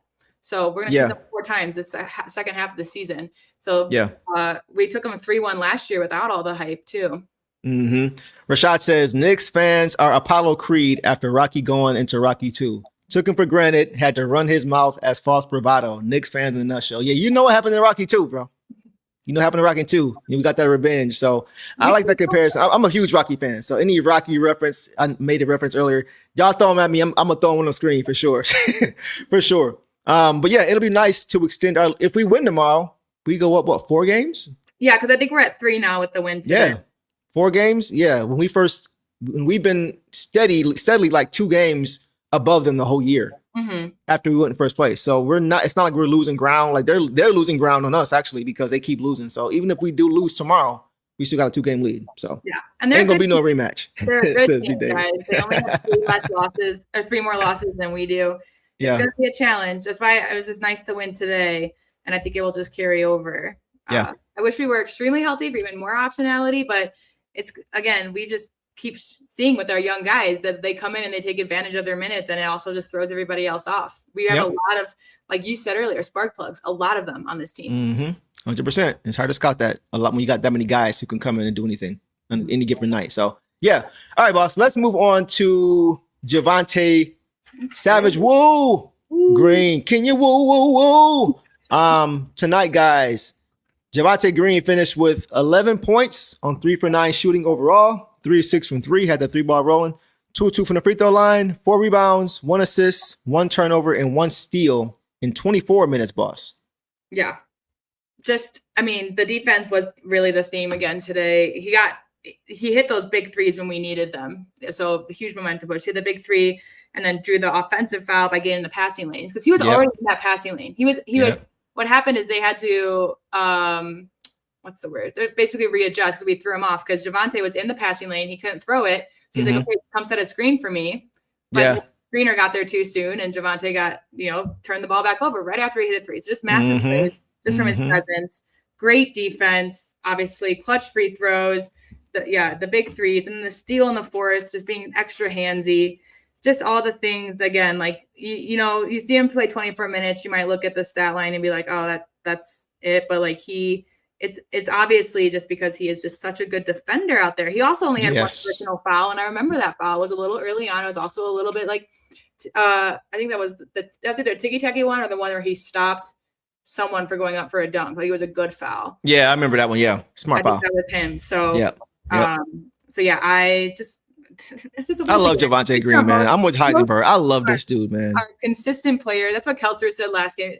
Or he said, I love B-ball Paul, but I love Javonte Green. And I'm waiting on Chris Morris to come through and say, Mr. What you need, coach? Yeah. There he is. You got him. He got it right at the same time. Here we go. Here we go. Yes, sir. Hey, I'm on you, bro. I'm on you. We pay attention over here. You know what I'm saying? I got you. Yeah, boss. Like, what I saw from him was a lot of what we always see. Like him and Ron Holland, I feel like it's the same post-game like reaction. It's like it's the same thing. They play through who they are. That's why I call them the grit bulls. Right? Lindsey Hunter and Mike James are the pit bulls. Yeah. And Ron Holland and Javonte Green are the grit bulls for sure. You mentioned a lot of stuff I was going to hit on, boss, but great defense on the perimeter, drawing offensive fouls. And he was Mr. 3-and-D tonight. Mr. What you need tonight was just being heady and making plays on the defensive end and knocking down shots when they were there. And he found his other grit bull twin, Ron Holland, on the break for that and-one finish. Once again, just sprinting with him, running with him. Like we always talk about, right? He did it with Karis LeVert, running with him, did it with Jaden Ivey, running with him tonight, running with Ron Holland. Like, he just sprints back and just gives you another option to be able to get a bucket. That's what you need, man. So, and he was great on Donovan Mitchell as well with his defense late in the game. So, like you mentioned, just having a ton of guys to throw at guys makes it hard for you as an offensive player to kind of get settled because you can't really catch a rhythm. Looks like you got this guy who's shorter and stocky and stronger. Then you got this guy who's taller and lanky and long. It's hard. It's hard to get comfortable. They're all going to get up for the ball. Exactly. This is what will come in handy tomorrow with the team that has a lot of great offensive players that you can't really switch off of a bad, maybe Duncan, but like you can't really switch off of a bad defender because you're going to just get another one. You're going to be faced with another one. Just like they have, the Knicks, the Celtics, they've got and the Cavs, I would say, have great offensive reliability, and we have great defensive reliability. Our offense is getting there, but like again, like we can have four great defenders matched up against their four great shooters, and trying to switch off will be tough. It'll be tough. Yeah, because you're gonna get matched with someone that's gonna. And again, like Duncan, will probably be taking advantage of a little bit, but he gets certain things he wins. Like I think he's recorded a steal in every game for a while now. I have to go back and look, but it seems like he has like a streak of steals because he's still showing effort. Well, he was second. He was fourth in steals last month. Wow. Fourth in steal. Kate was second in steal. Wow. I think KPJ was one. Kate was two. And Casey Wallace was three. And Javonte was fourth. Wow. Yeah, Javonte. Yeah, so good. Crazy. You got guys on your bench who are close to leading the league in defensive categories coming off the bench. Yeah.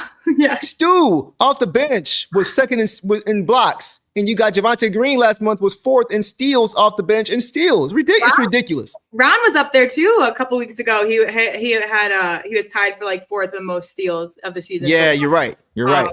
And again, bench guys. So. Crazy, man.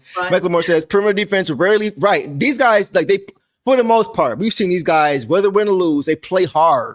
Yeah, it's hard to you got to beat them most of these games. We're not going to give the game to you, and that's credit to coach for keeping these guys up and keeping the mentality up and demanding hard play for 48 minutes. I got to give him credit for that for sure. That's what makes it hard to beat. It's hard to beat a team like that when they play hard and they have the depth to play hard. We're not gassing out. No. At the end of games because we can play hard and we got 10, 11, 12 guys who can sub in and out all game. And that's hard to play. It's hard to play against teams and beat teams like that. You got to really execute and put them away. So that's why we are 26-9 as of right now. And last thing for me, boss, with with Green is something we've said before. I'm gonna say it again. We've said it since the beginning of the year. He may not start games for you, but he is going to finish some for you because you can trust him. Mm-hmm. You can trust him to make the right plays and to make positive plays on the basketball court. He's just a smart player.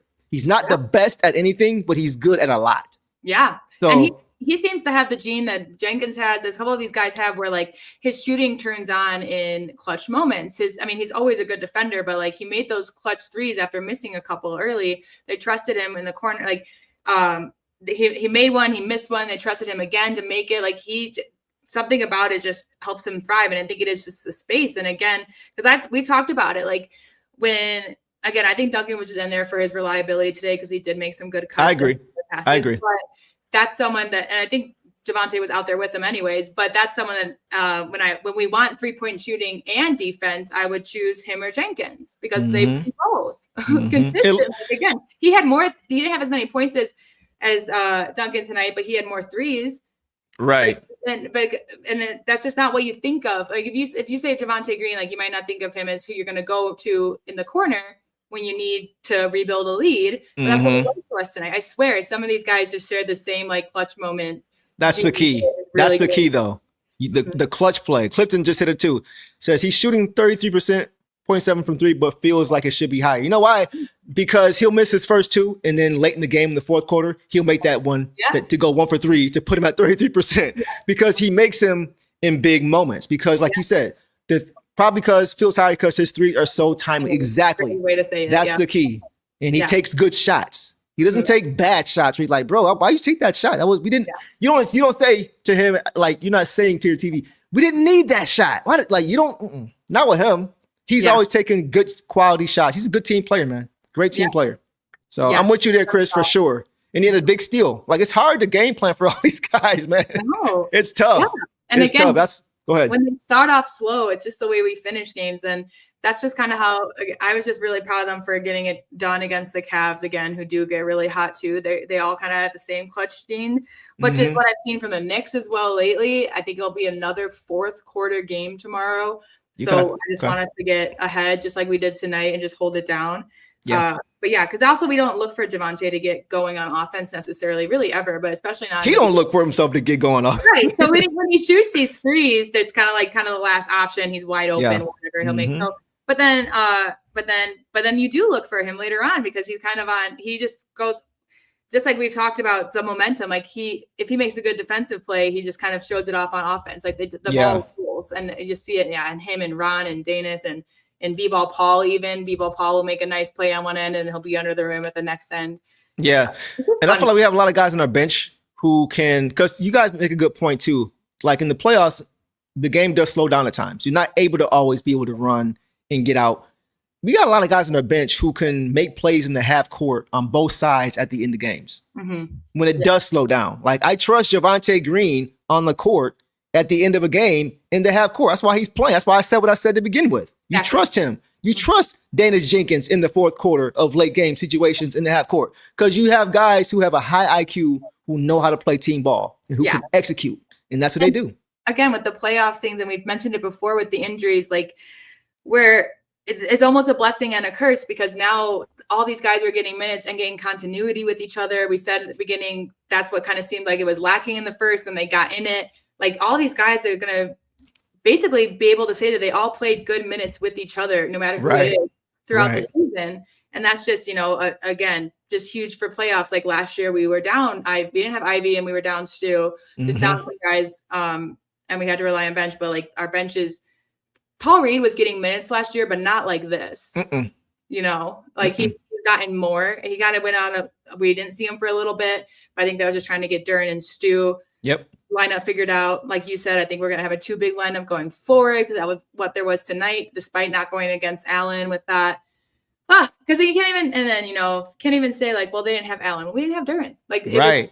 It was still, right. And exactly. Pelster even said it too. Like, it's hard when you miss these guys, but the game doesn't, it's still worth a win or a loss. So you have to show up and show out. And our guys just really do it so well. It's just something because, the Nuggets have been extremely injured and their bench is still, they're in the they won a game, they lost a game, and then AG came back today, I believe. But we went through early in the season during our win streak of like getting to know each other. That's what they're going through now, and we already have months on that. That's just really cool. It's just I agree. We've said it before that our bench could be its own starting unit. Facts. And that's why we had that 13-game winning streak when we had guys out, because we have a talent all up and down the roster. Michael Moore says he attacks the rim hard too. We'll put it on your head. Yeah, ask Derek White about that when he got posterized for sure. Clifton said he looked like he grew up scrapping. he fold you up for sure. Like he definitely would be your bully. Like they asked K post game when Javante was standing right there. He was like, "Hey, is he your bully?" He was like, "Nah, he's a guy right here. Right? He's a bodyguard. Yeah, for sure." So it's good to have those guys, but he can also hoop too. He ain't just an enforcer. Like and he's smart. We've talked about it. I was just about to say that. Yeah, 100%. I love it, man. Yes, a great game once again, guys, from Javante Green, who drives me crazy sometimes with those trying to get those steals, and he doesn't get them, but he had one tonight. So you gotta live with it, man. Like today, you gotta live with it. He didn't have the steal, but he got in the lane again, and that's what led to the offensive foul because he threw it off. He was present enough to be like, honestly, it was on the Cavs guy for not moving because he was present enough to be there and like try to get it through me. And then his one turnover was just that bad where he threw it. We had just gotten it, and then we turned it. Yeah, he didn't see him behind him. He did get a steal, though. He did get a steal. Right. And so he just makes up for it. And him and B-Ball Paul are both two people that I would say once they make a mistake, they don't make it again in a game. Yeah, right. It doesn't hurt you too much, if ever, in games. I agree. Last one, Michael Moore says, Deuce, I'm wondering when JB is going to try Lanier when Duncan starts off slow. Kid can shoot it at a high. I don't think he'll ever start, at least not this season, as a rookie. I think we have too many guys who are ahead of him as that. But I wouldn't be surprised if he gets some opportunities, maybe off the bench, if Duncan doesn't have it going. Because Lanier has showed too that he can be a pretty decent defender for you as well, as far as because he came from Tennessee where he had to play defense. So that's interesting thought there too, Michael Moore. It's hard to throw in someone when we're also still just trying to get used to these other guys that we found. Like we're still working on that. But we also, I think we've gotten leads on some teams that have cut back in the fourth a little bit. Like we saw him for a few minutes the other night because we were up. We just got, some of these games we just got to dominate early to get some of these guys some chances. Yeah. But again, I'm just glad that he's, actually being able to develop. He'll definitely get NBA minutes. I'm excited for him. I think he'll make a big impact. But it is nice to not have to just immediately go to our rookie for for sure. Like you mentioned before, we have a solid team now. We can let guys naturally develop instead of throwing them out there and putting too much on their plate. And now they look bad because they're out of position, asked to do too much. Guys like Andre Drummond in the past who have just been asked to do too much, having be the franchise guy, having be the next Joel Embiid. It's like he's not a back-to-the-basket guy. It's not his game. Trying to make him something he's not. So it's nice, like you say, to have guys who can naturally have grow. I think he'll be with the Crews for most of this season, and I think that's perfect for him. Let him grow and develop. But like you guys said, and like you obviously know his game, and that he can defend and can shoot. So if we ever get in a pickle where there's ejections or injuries or whatever, I wouldn't panic if we had to throw him in last minute. Right. Enough with us. And 100%. The Pistons and the Crews guys, they work out of the same facility. Mm-hmm. And that's just not common. I don't know if you guys, it's not common in the NBA to have that. So that also just goes to show our depth and how these guys can work together is that they practice together at times. So. Exactly. Yeah. And there's a synergy between the coaching staff between both programs as well. So when you come up from the Crews, you have an idea of what you're going to be doing if you get minutes. Yep. And that's very, very helpful too. You're not a deer in the headlights trying to figure out, am I supposed to be here? Like you already know because you had these same reps with the Crews. So that's a huge plus and a huge advantage for anybody who's a two-way like a Dennis Jenkins, for example, who is very familiar with the Pistons because of how he played with the Crews. So I love it. Yeah. I love it. And then lastly, boss, we'll go quickly to Marcus Sasser just really quickly, and then we'll pivot from there. Tonight, guys, Sass finished with, he didn't score, only played 3 minutes. They were early, over 2 from the field, 0 of 1 from 3. 1 board, 1 assist, 1 turnover in, like I said, 3 minutes. So not a lot of minutes for him, not really much to really gauge and go off of. I just felt like coach felt it may have been a better decision to go with another playmaker instead of just a bona fide just bucket getter, which I'm cool with. And you saw it pay dividends. So great call from coach, man, for sure. Yeah, that's all. I think that's all it was. It wasn't anything personal to Sass. And I think once sometimes you gotta see him. So I think once he saw him out there, he's like, maybe we do need more size. He may have saw something. Yeah, that's true. He was 0 for 2 on attempts. He had a turnover, did have a rebound and assist. So he productive, but I think, he just was just like, well, I think it was truly experimentation. And I do think that if Jenkins maybe didn't come off as hot, we might have seen Sass more. Could have. But this is what we asked for JB is like, when something's working, not to fiddle with it. So he did that. I got to give him credit, right? He made the adjustment when it was there. Very good coaching tonight. I think it's been good coaching lately. He's still just trying to work for consistency and continuity. Tonight, but again, we've seen enough of Jenkins that we know that he's reliable. 100%. 2 great games from Sass, but I think we're not. There'll definitely be games soon that we'll see the same results from him as well, or the same. I agree. So I agree. They'll both have their moments throughout this season going forward. I definitely think that's the case. And lastly, it's just nice to see Coach continue to get wins against his former team. Yeah. I love it. Oh, I don't know when. I mean, continuing. I mean, I'm curious now when, because if Mitchell he's only handed us 3 losses, or only hit 3 losses against us. I'm curious if all 3 of those losses have been with JB. And then also, guys, Cade had a season low 12 points against the Cavs. Like, this was the team that blew us out this year, and we figured it out, and we got them back good. So we weren't the same version of who we are. Not at all. We knew we wouldn't be. We knew that was kind of a fluke, but it was nice to be validated in that sense that it was 100%.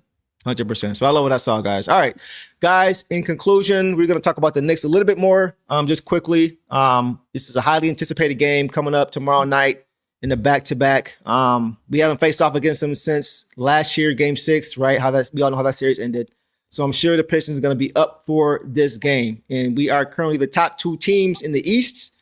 And we mentioned the Knicks have lost 3 straight. So we got to make sure we're locked in, because considering the history already, the fact that they are trying to get off this 3-game losing streak, Snide is going to give them a little bit extra urgency to try to come out and beat us tomorrow. So again, we got to go out and try to get for sure. I'm looking real quick. Josh Hart will be out. Josh Hart's out. Interesting. And then is Robinson playing tomorrow? Mitch? He did play the other day, so I do think he will be playing. But so Landry Shamet is out, and Josh Hart, he got hurt last week. Okay. He'll be reevaluated in a week, and that was on the 2nd. So he will not be playing. But that's a guy who can give us problems too. So they'll be out. They'll be out a couple guys that they rely on, just like we've been out. Okay. We rely on. So okay, cool. Yeah. Sounds good. Lastly, boss, Tara asks, we talked about this a couple weeks ago. Off topic, boss. Have you watched Sinners yet? Great question. Did you watch it? Yes, I flew home to Chicago for Christmas, and I watched it on the plane. Made sure there was no kids around me or anything. so do you really good? Do you know now what we mean when we say Asar when he gets a steal, or anybody pick poor Robin clean when he plucked him? I picked poor Robin clean. When that came on, I was like, "Oh, Asar!" Yeah. Now it's there'll always be. I love the movie. It was so good. I gave Dave the little rundown. I was like, I could talk about it all day, but I gave him my thoughts immediately. Yeah, really good. Just the history too is crazy, right? Yeah, and I know some guys recommended that I look for some symbolism, which I picked up on a lot of it already. I'm sure that there's stuff I missed, but I really liked it. It was really well done. So great recommendation, guys. Keep recommending stuff to me. So man, y'all know we talk movies, but I need to watch more. And maybe one of these days we'll talk Stranger Things from our Stranger Things fans for sure. Oh, yeah. Off topic. When we finish our basketball stuff, we'll get to some more stuff. Go ahead, boss. I did watch season 1 and 2, but I'm back on watching season 2 to catch up because I do want to see the end. So man, it was crazy. We ain't gonna do it tonight because I'll be here all night talking about that. But season 2, but okay, yeah. You make sure you catch up. And any Stranger Things fans, make sure you guys put that in the comments as well. We'll talk about it later. But guys, that is a wrap for tonight's show. I want to welcome Derry to the show. Welcome for sure. Welcome to Derry is a movie. What's that? It shows you how caught up I am on movies. I had no idea what that was. Anyway, all right, I gotta check that out this weekend. I guess next weekend. We talked about JI. Okay, yeah, we covered JI. Yeah, we covered JI for sure. Yeah. All right, guys. So that's the wrap for tonight's show. We appreciate everybody once again for showing love throughout this whole process of this foundation work we've been doing. Yes. To support the Ron Holland Foundation for sure. We really do appreciate. We'll throw back up here for sure for anybody who missed it. Maybe you came later. We shouted everybody out. Everybody who participated and was able to donate or send a super chat or whatever. We really appreciate all you guys' work. And look what y'all did, man. Yeah, that's y'all crazy. Did this in 10 games. In 10 games, y'all did this. So it just shows what we can do when we come together, man. So this is great. It's going to go to a great cause. Who knows? Maybe we'll see if we can get your family on here one day to kind of talk about a little bit more. So we'll see how that works out. No promises. We'll do what we can. But as always, we appreciate the love you guys show, man. So with that, guys, make sure you smash the like button and subscribe if you are new. And we hope you guys have a great night. We got some football that's probably already on as of right now. So go check out the Lions. I haven't checked the score. I'm going to do that after. I didn't want to be in a foul mood on the pod, so I waited until after. So I'll leave that there. But y'all know the drill, man. We appreciate y'all, and we will see y'all tomorrow night. Tomorrow. Detroit versus everybody. Peace. All the dirty work, all dog. I'ma dive on the floor, go try to block every shot, and I'ma be physical with you the whole game. You know Stu gonna be physical with you. When you think of the Pistons, you think it's just hard work and just gritty basketball. That's just the identity you gotta have when you put on that jersey. I'm not your average breed of canine. Not a good dog, I'm bad boy for life. I set the tone, don't care about no tick. Let it be known, I get my respect. Come in the lane and see I don't bluff. If you retaliate, that's on ya. They talking pundits, I hear you're ashamed. Talking that chop, you must want this way. Tryna tell ya, look at dog palm, mess around, find out, look at dog palm, mess around, find out,